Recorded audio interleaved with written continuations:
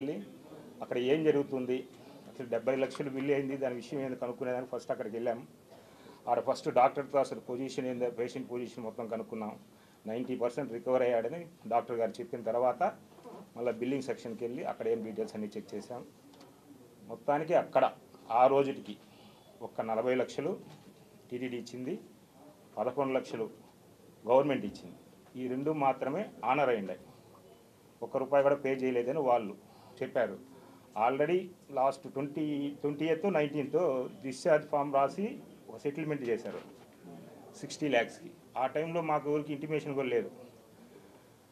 ఆమె దగ్గర 11 లక్షల చిల్లర అభిమానులు అందరూ టీటీడీ వాళ్ళు అందరూ కలిసి వేసిన అమౌంట్ 11 లక్షల చిల్లర అని ఆమె చెప్పింది. అప్పుడు ఆ అమౌంట్ ఖర్చు అయిందనే విషయం మాకు ఈ విధంగా పేపర్ పూర్వకంగా ఇచ్చారు. టీటీడీ వాళ్ళు ఇచ్చారు, వాళ్ళకి సబ్మిట్ చేసింది.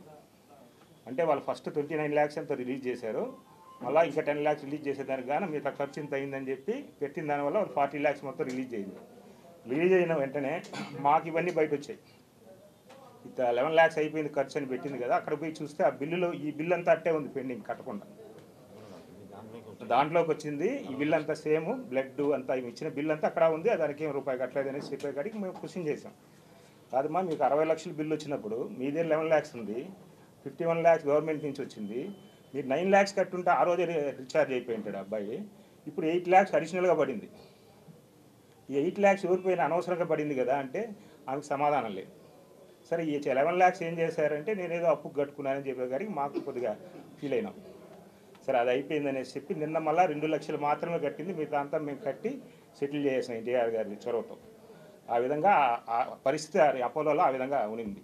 కానీ ఆమె వచ్చి ఎందుకు ప్రెస్ మీట్ పెట్టిందో తెలియదు, హీరో గారిని ఎందుకు ఆ విధంగా అనిందో తెలియదు,